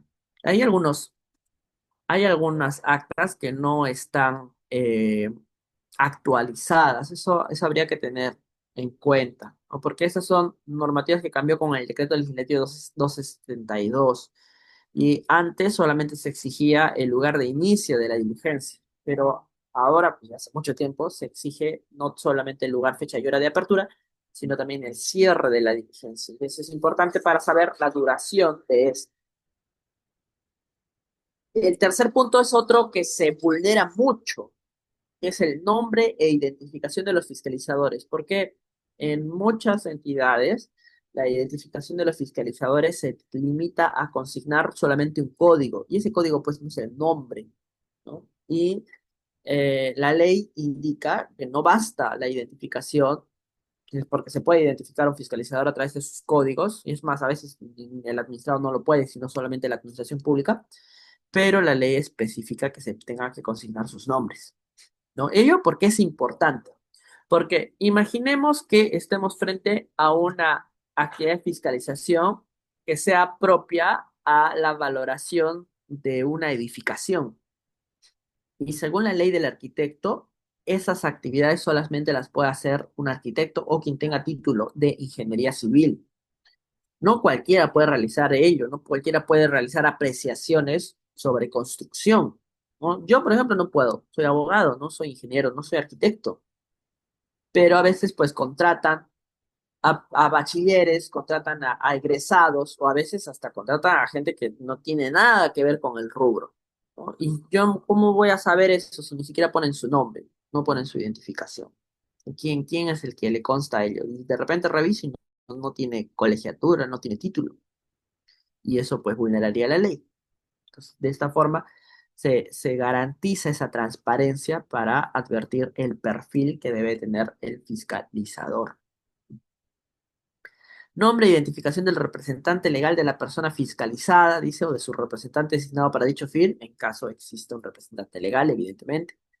lo más importante, pues los hechos en materia de investigación y qué ha ocurrido durante la fiscalización, ¿no? ¿Qué es lo que ha constatado el fiscalizador y qué lo consigna allí? Las manifestaciones u observaciones de los representantes de los fiscalizados y de los fiscalizadores en cuanto exista, ¿no? Porque se le debe dar la oportunidad al administrado de presentar sus observaciones, porque puede que no esté de acuerdo con lo que se ha constatado en el acta de fiscalización, pues el administrado debe de consignar esto. Importante también para advertir al menos la credibilidad de la versión de los hechos del administrado, ¿no? Que no es algo que haya fabricado ex post, sino que lo ha consignado incluso dentro de las observaciones del acta de fiscalización. La firma y documento de identidad de las personas participantes. Y aquí es importante porque si es que el administrado se niega a firmar, pues eso no significa que va a ser inválida el acta, ¿no? Si el administrado, si es que el fiscalizado se niega a firmar, se niega a identificar, pues normal, se consigna ello en el acta, ¿no? Se negó a firmar, lo consigna el fiscalizador y el acta sigue siendo válido, ¿sí? Y en ese caso, pues se pone, ¿no? El octavo requisito es la negativa del administrado de identificarse o de suscribir el acta.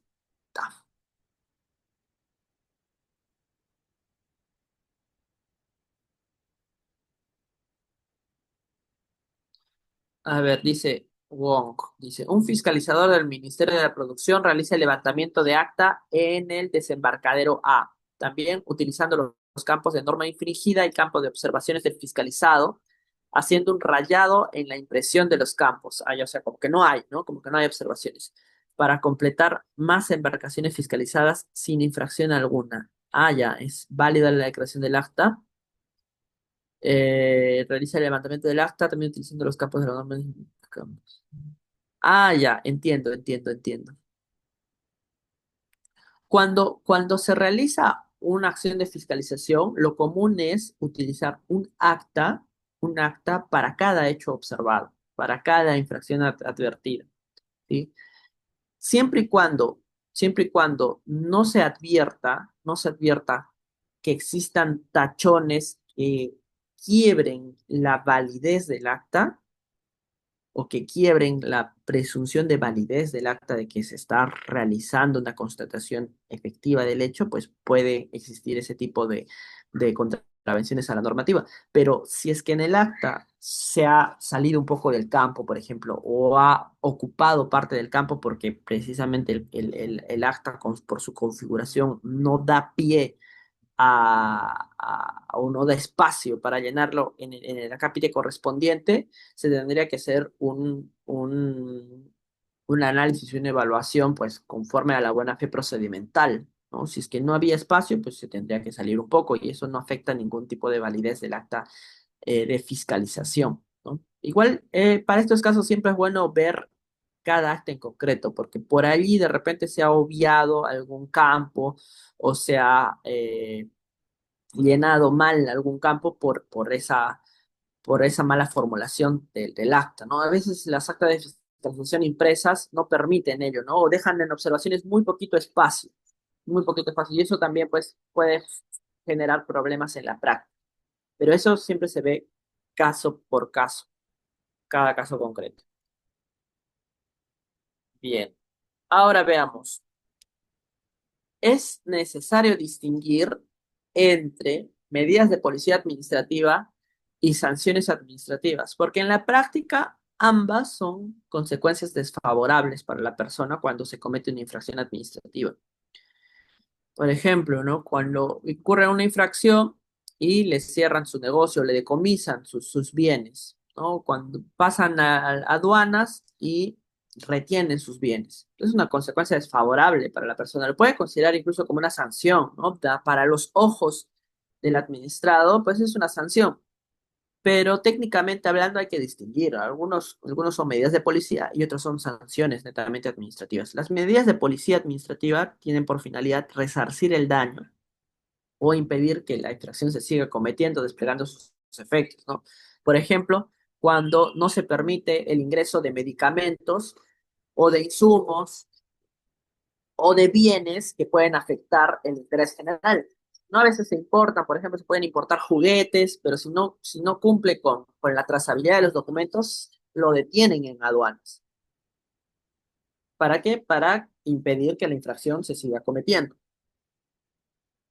¿Sí? Para impedir que la infracción se siga cometiendo. Si es que encontramos como fiscalizadores municipales sanitarios que un restaurante tiene utensilios pues en estado ya de putrefacción, ¿qué hacemos? Los cerramos y decomisamos esos bienes. ¿Para qué? Para evitar o impedir que la infracción se siga cometiendo. Esa es la finalidad. Pues habrá una consecuencia desfavorable para la persona, sí, porque tendrá que cerrar. Ese día pues no ganará, perderá lo que ha invertido para dicho día o para los siguientes días, pero es que esa no es la finalidad. La finalidad no es causarle un daño al administrado o darle un jalón de orejas, la finalidad es resarcir el daño. Y por eso se realiza esa medida de policía. Pero la sanción administrativa básicamente sí tiene una finalidad punitiva. Es un daño al administrado para desalentar la comisión de otra infracción y para que los demás administrados vean pues que sí efectivamente existe la potestad sancionadora de la administración pública y para que no cometan esa infracción. Entonces, esa es la finalidad represiva. En cambio, la medida de policía administrativa es más bien correctiva. Por ello, por ello, las medidas de policía pueden adoptarse antes del procedimiento administrativo sancionador, con independencia del procedimiento administrativo sancionador. Y dentro de estas medidas de policía tenemos las medidas provisionales y las medidas correctivas, ¿no? Ejemplos de esto, ¿no? Un cierre de un local que no tiene licencia, un orden de cese de publicidad engañosa, ¿no? Si, por ejemplo, existe una publicidad en la televisión que es engañosa, que está mintiendo y que induce al error al consumidor, hay que cesarla, paralizarla, no vamos a dejar que se siga transmitiendo, porque si no, ya de qué sentido tendría imponerle la sanción luego, si es que ya se ha generado el daño. ¿Sí? Comiso de bienes también. Si es que hay material adulterado, falsificado, se tiene que decomisar. Esas son las medidas de policía administrativa. Entonces, frente a ello tenemos medidas provisionales y medidas correctivas. Las medidas provisionales tienen por objeto asegurar la eficacia de la resolución que pueda recaer, para que tenga sentido. Esa es la finalidad. Por lo tanto, pueden dictarse incluso antes de un procedimiento administrativo sancionador. Antes. O también al inicio del procedimiento sancionador. ¿No? Cuando es al inicio del procedimiento sancionador, las dicta el órgano instructor, y cuando es antes del procedimiento administrativo sancionador, las dicta el fiscalizador o el inspector, o como se denomine. Y a estas medidas provisionales que se dictan antes del procedimiento administrativo sancionador se conocen también como medidas anticipadas. Medidas anticipadas. Pero siempre pues tiene límites, ¿no? Uno es la legalidad, no pueden disponer medidas provisionales que no estén descritas en la ley, o no se pueden crear medidas provisionales, tienen que ser solamente las establecidas en la ley, expresamente en la ley, y bajo un nivel proporcional y razonable, ¿no? Si, por ejemplo, existen, no sé, ya, el menú del restaurante sobresale de la propiedad y invade un poco de vía pública, no por ello vamos a clausurar todo el restaurante. No es razonable, no es proporcional. Si el avisaje de la municipalidad no cumple con la normativa, no lo vamos a clausurar por eso. No es razonable, no es proporcional. Medida correctiva. En medida correctiva tiene por finalidad retornar al estado inmediatamente anterior a la comisión de la infracción. Y por ello se imponen al momento de adoptar la sanción. Es competente el órgano sancionador, entonces, para adoptar medidas correctivas. Primero se determina responsabilidad y después se adopta esa medida correctiva, ¿no? Por ejemplo, cuando se construye sin licencia, ¿no? Y se atenta contra la seguridad, ¿cuál es la medida correctiva para ello? Pues la demolición. La demolición. La medida provisional será la paralización de la obra. Ya no construyas. Y la medida correctiva será la demolición para retornar o restituir al estado inmediatamente interior a la comisión de la infracción. administrativa. Pero para demoler, primero de ahí sí tienes que pues determinar responsabilidad, ¿no? No vas a demoler como una medida provisional y luego para qué sería el procedimiento sancionador. ¿Sí? La demolición es una medida correctiva. Entonces se dispone en el acto de sanción. ¿Quién lo dispone? El órgano sancionador necesariamente. Algunas veces lo consideran a las medidas correctivas como sanciones, porque precisamente pues están contenidas en el acto de sanción, ¿no? Bueno, igual no es muy importante en la práctica realizar una diferencia si es que son medidas de policía administrativa o medidas sancionadoras. Lo importante es reconocer que la autoridad competente es el órgano sancionador y su finalidad es retornar o restituir el estado inmediatamente anterior a la comisión de la infracción administrativa. ¿Sí? Indecopi utiliza también muchas de esas medidas correctivas en materia de consumidor, ¿no? Si, por ejemplo, nos venden un televisor que no cumple con las características que requeríamos al momento de su compra, entonces dispone, después de determinar responsabilidad administrativa, como medida correctiva, la devolución del pago, o si no, también pues la entrega de otro bien, ¿no? Que cumpla con esas medidas, ¿no? Retornar o restituir al estado inmediatamente anterior a la comisión de la infracción administrativa. Entonces, eso con el órgano sancionador. Se denomina también a estas medidas correctivas como medidas sancionadoras no pecuniarias. Medidas sancionadoras no pecuniarias. A ver, vamos a ver preguntas. Creo que hay un poco de chat acá.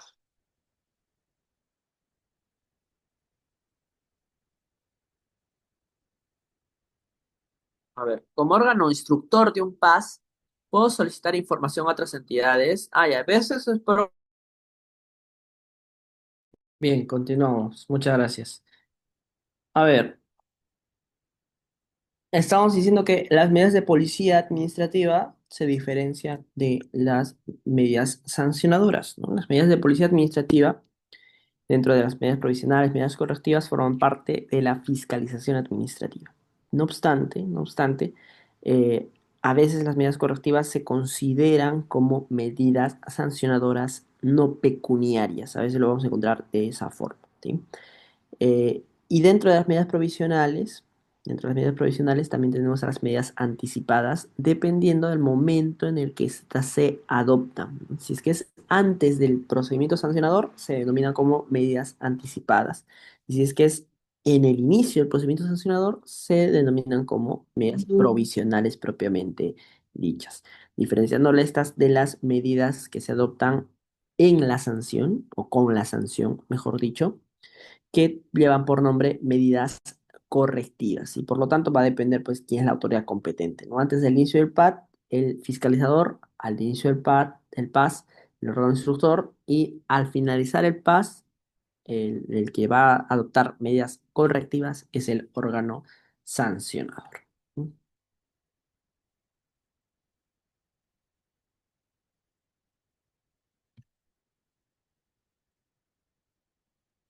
A ver, dice Víctor.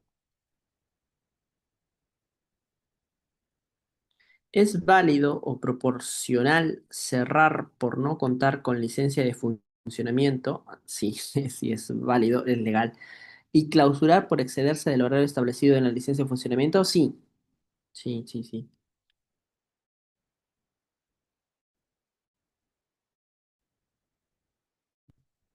Hay incentivo el acceso a este mercado. ¿Sí? Las medidas correctivas siempre deben tener interés general, siempre. O sea, no necesariamente lo tienes que describir, ¿no? Pero al momento de presentar las alegaciones, por ejemplo, para la suspensión de estas medidas correctivas, se puede cuestionar ello, ¿sí? Pero se entiende que para toda actividad de la administración pública, todo tiene que velar por el interés general. Pero si no, no tiene sentido la actividad de la administración pública. Entonces, las medidas provisionales, ¿no? Por ejemplo, acá la fiscalización de una clausura temporal, ¿no? Digamos, como había señalado alguien, eh, vulneró el horario para el cual se había cumplido, o se había otorgado una licencia de funcionamiento, ¿no? ¿Eso amerita una medida provisional? Sí, una clausura temporal. ¿Esta es una sanción? No, no es una sanción. ¿no? Es una medida preventiva, una clausura temporal, ¿no? No son sanciones sin procedimiento administrativo sancionador, porque muchas veces se dice se están adoptando medidas que afectan a los administrados sin otorgarles el derecho a la defensa, sin otorgarles el derecho a los descargos, pero no media un procedimiento sancionador todavía, ¿no? No son actividades propias al, al procedimiento administrativo sancionador, sino a la fiscalización administrativa. Bien. Frente a ello, pues, respecto a esto de las clausuras, tenemos dos clasificaciones, ¿no? A la cláusula de establecimiento definitiva como medida correctiva, o también denominada como sanción administrativa de carácter no pecuniario, y la cláusula de establecimiento temporal como una medida preventiva, ¿no?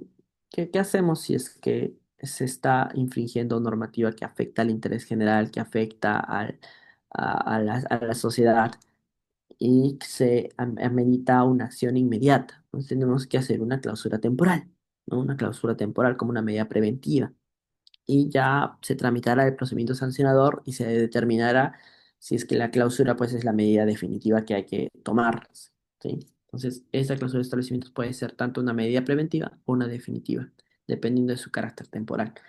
Pero para ello pues existen reglas, ¿no? Recordemos que estas acciones se rigen bajo reserva legal y principio de legalidad. La clausura de establecimientos temporal como medida preventiva debe de reunir ciertos requisitos, ciertos supuestos, que eso sí tienen que ser determinados y evaluados. Por ejemplo, tiene que haber un peligro inminente, inminente, o sea, un peligro latente, que sea inmediato. Puede ser que no se haya construido de forma adecuada y que se pueda generar el riesgo de caídas, de lesiones, ¿no? Y además de ello, que no tenga licencia para ello o una licencia que no sea adecuada, idónea. Eh, Puede ser, por ejemplo, que tenga una licencia para un giro de restaurante, pero realmente sea un bar clandestino, ¿no? Es la típica, ¿no? Que tenga una licencia o un giro distinto o que afecte al ambiente, ¿no? Por ejemplo, que haga mucho ruido o que genere muchas personas que sean ebrias, por ejemplo, que estén deambulando por ahí y que no se haya generado esa autorización para un bar, ¿no? O sea, ¿cumple con todos esos supuestos? Sí. Y además de ello, un requisito transversal que todas estas circunstancias tienen que ser insubsanables en fiscalización. Si son circunstancias que se pueden subsanar durante la fiscalización, entonces no tiene sentido adoptar cláusulas temporales. Eso lo dice la ley también. ¿Sí? Esa es la ley de licencias de funcionamiento, por cierto. ¿Sí? Entonces, si por ejemplo falta alguna señalética, ¿no? No tiene la señalética de la zona de segura en caso de sismos, pero durante la fiscalización le consignan ese letrero, esa señal, ya se subsanó. Entonces no hay forma de adoptar una clausura temporal para estos efectos. Solamente cuando sea peligro inminente, sin licencia, bajo giro distinto, afectación al medio ambiente, una circunstancia insubsanable y allí pues advierte una clausura temporal. ¿Sí? Un momento, por favor.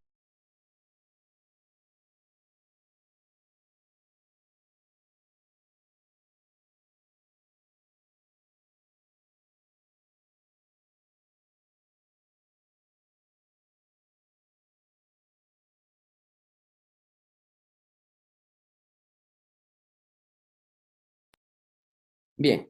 Existen otro tipo de supuestos interesantes respecto de esta clausura temporal como medida preventiva, porque no es el fiscalizador la autoridad competente para disponer estas medidas preventivas. Solamente el gerente de fiscalización y control, ¿no? Toda municipalidad tiene dentro de su ROF una autoridad competente de estas fiscalizaciones que dirige. Y este es el gerente de fiscalización y control. La ley establece que solamente por firma del gerente de fiscalización se pueden adoptar medidas de clausura temporal a los locales. ¿Cuál es el modo? Pues seguramente han visto muchas veces, ¿no? Precintos, medios que impiden el acceso al público, ¿no? Hay algunos sectores mucho más informales, incluso se consignan bloques de cemento que impiden el acceso al local, ¿no? Esos modos son propios a las medidas preventivas de clausuras temporales. Un punto importante aquí es que como son medidas preventivas y no son sanciones por sí mismas, y como son medios, es decir, instrumentos, la finalidad es asegurar el cumplimiento normativo, entonces se puede levantar o solicitar el levantamiento de esta medida. Para ello, se tendría que presentar una solicitud indicando y acreditando que se han subsanado las observaciones que sustentaron la adopción de la medida preventiva.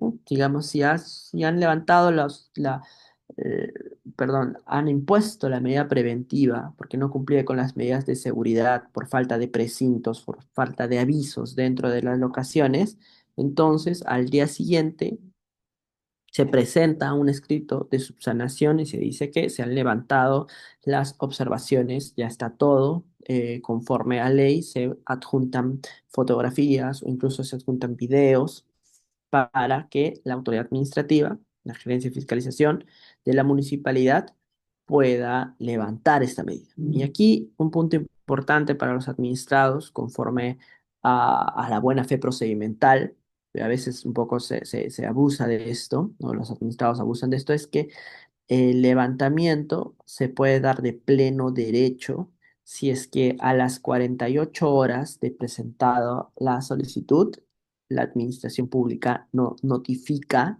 la decisión. Ojo, no solamente emite, sino tiene que notificar la decisión dentro de las 48 horas de solicitado levantamiento. Si pasan esas 48 horas, la medida de clausura temporal queda sin efecto, de forma automática. Entonces la municipalidad tendría que exponer otra medida de clausura y siempre y cuando pues advierta que en efecto continúan las razones por las cuales se adoptó la clausura principal. ¿Sí? Aquí, por ejemplo, muchas municipalidades se quejan, ¿no? Porque dicen que levantan o no levantan bien, adoptan las medidas de clausura y luego por circunstancias del tiempo no se puede notificar la denegatoria de levantamiento y se levantan de forma automática, ¿no? Pero eso es lo que dice la ley, como una garantía hacia los administrados respecto de estas medidas preventivas. Julio Ramos dice, ¿cuál podría ser una principal diferencia entre el procedimiento sancionador y una medida correctiva? ¿No? Ojo, son totalmente distintas porque hablamos de procedimiento como una de las secuencia de pasos para evaluar si existe responsabilidad administrativa. La medida correctiva no es una secuencia de pasos, no es un procedimiento. La medida correctiva es la adopción de una decisión administrativa. Quizás podríamos hacer la diferencia entre una sanción administrativa y una medida correctiva. Ahí sí, la sanción administrativa es la decisión de la administración pública como consecuencia de la determinación de responsabilidad administrativa del administrado, es decir, que ha cometido una infracción administrativa y por ende se le impone una sanción. Y la sanción tiene por finalidad el reprender al administrado para que no vuelva a cometer esa infracción y también para instruir a la sociedad que no deba de cometer esa infracción porque si no se les puede poner esa consecuencia, ¿no? Que generalmente es la multa. En cambio, una medida correctiva no tiene por finalidad de ello, sino retrotraer los hechos hacia antes de la infracción para garantizar el interés general de una forma mucho más directa, ¿no? Si, por ejemplo, se ha construido sin licencia, pues la medida correctiva será la demolición, ¿sí?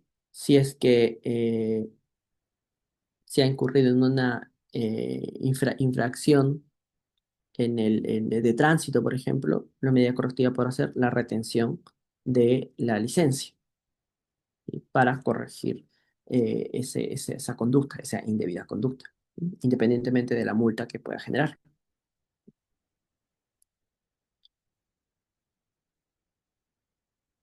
A ver, dice Paul, dice, buenas noches, doctor. En el supuesto que al concluir la fiscalización se dicta la clausura temporal por 7 días, al no contar con licencia de funcionamiento. Sin embargo, transcurridos dichos días, el administrador no subsana, por tanto, la autoridad instructora decide iniciar el PAS, ¿ok? En la resolución de inicio de PAS, ¿se puede continuar con la clausura o no? ¿Ok?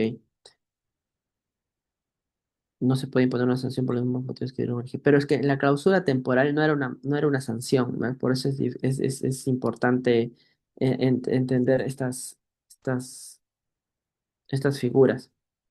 La medida preventiva de clausura temporal no es propiamente una sanción, no, no es propiamente una sanción. Y habría que advertir si es que es necesario adoptar una medida de clausura definitiva. La clausura definitiva, esa sí es una sanción.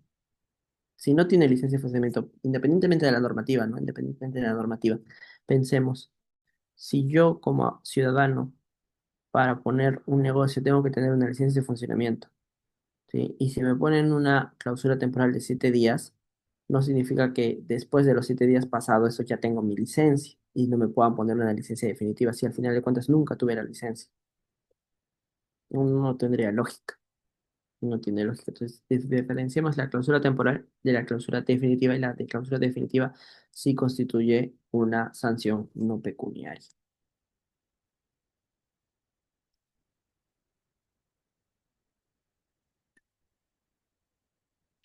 Para todos los casos 48 horas, sí, sí, para todos los casos 48 horas. Ojo, hablamos de establecimientos, clausura de establecimientos. Ya, bien. Entonces, acá, por ejemplo, tenemos algunos casitos donde dice descripción por desarrollar o permitir que se desarrollen actividades simultáneas y adicionales sin haber informado previamente a la municipalidad mediante una declaración jurada, ¿no? Aquí, a mí me parece que acá la medida preventiva es totalmente desproporcionada, ¿sí? ¿Por qué? Porque la descripción no es por desarrollar o permitir actividades adicionales que meriten una licencia o un cambio de licencia. Es solamente por informar. O sea, son actividades adicionales que no afectan al interés general.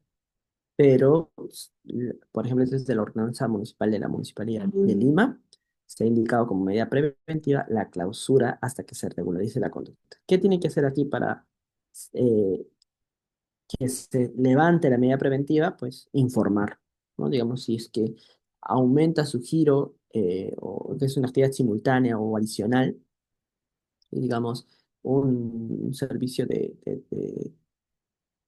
comida rápida que aumenta a un restaurante un poco más elaborado, ¿no? Informa al día siguiente o ese mismo día en la tarde, informa a la administración pública lo que se está haciendo y después se entiende que se ha regularizado ya la conducta y solicita el levantamiento de la medida preventiva. Solicita el levantamiento de la medida preventiva. En el caso 2 dice, a ver, demolición, dice la medida correctiva, por utilizar indebidamente las áreas de circulación horizontal y o vertical. Esta infracción es muy conocida y muy mal utilizada por los agentes de fiscalización municipal, porque consideran que cualquier objeto que está dentro de una vía pública ya es merecedora de la infracción, lo cual no tiene nada de sentido. No, acá, por ejemplo, en este caso dice, al momento de la inspección se constató local con atención al público y tenía fuera una sombrilla y una silla con una jaba de maíz. Entonces, conclusión, se encontró local ocupando vía pública. Pero la descripción de la infracción no solamente dice ocupar vía pública, dice atentando contra la seguridad. Y muchas veces eso los fiscalizadores no lo describen. Es decir, abstraen, eliminan esa parte del supuesto de hecho. Pero el supuesto de hecho está tal cual, atentando contra la seguridad. ¿De qué manera entonces una silla, por ejemplo, puede atentar contra la seguridad? Si hay alguna forma, el fiscalizador lo tendría que decir. Tal es así que la medida correctiva, por ejemplo, es totalmente diferente a los hechos que se están planteando, ¿no? Que es la medida correctiva, la demolición. ¿Qué van a demoler? ¿No? ¿Qué van a demoler? No se puede adoptar la demolición, por ejemplo, de una silla o de una sombrilla o de algunos letreros que sobrepasan el, el perímetro del local de atención. Acá también me parece que hay una hay una falla en la lógica, pero que no solamente es del fiscalizador, porque también lo tiene el instructor, lo tiene el órgano sancionador, ¿no? Y bueno, acá, como dice Morón Urbina, se puede entender que existe una lógica de confiscatoriedad, ¿no? Una lógica de eh, multar para percibir esos recaudos, ¿no? Y acá, por ejemplo, si la multa es de una UIT, ¿no? A veces es más fácil acogerse al pronto pago para obtener los descuentos respectivos y olvidarse del asunto, ¿no? Y acá, como dice Dorita Herrera, eso es muy común, eso es muy común, ¿sí? Julio Ramos dice, ¿por qué hay fiscalizadores que se llevan las mercaderías de vendedores? El decomiso, lo que se llama, ¿no? El decomiso es una medida anticipada, una medida preventiva que está amparado por ley, está amparado, ¿no? ¿Eso es legal? Sí, es legal, está advertido. Muchas veces pues, es cuestionado por la sociedad, ¿no? Basta ver redes sociales un poco para advertir comentarios que van en contra de ello por ser desproporcionado, pero es preciso advertir caso por caso en principio y ver si es que, por ejemplo, hay mercaderías que es productos pirata, productos Bamba, no se pueden vender. Va en contra de la propiedad intelectual, va en contra de la libre competencia. Eso no es ejercer actividad económica conforme a los cánones de nuestro sistema económico, ¿no? Y la forma más rápida de hacerlo conforme a la clase que estamos viendo el día de hoy es a través de fiscalización administrativa.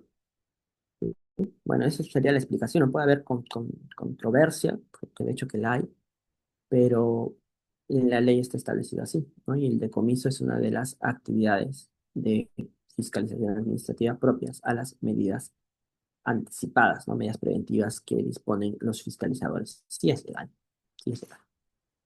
Ahora, lo que podría ser inconstitucional o ilegal es el abuso, la forma, ¿no? Que a veces se ve en casos en concreto. O, por ejemplo, que creo que se vio el año pasado, a fines del año pasado, que los fiscalizadores consumían los bienes que se están fiscalizando, ¿no? Los bienes alimentarios, ¿no? Helados, incluso que se fiscalizaron, que se retuvieron, que se decomisaron y luego estaban comiendo esos helados. Ya, eso sí es totalmente un abuso, ¿no? No existe una normativa que ampare ello.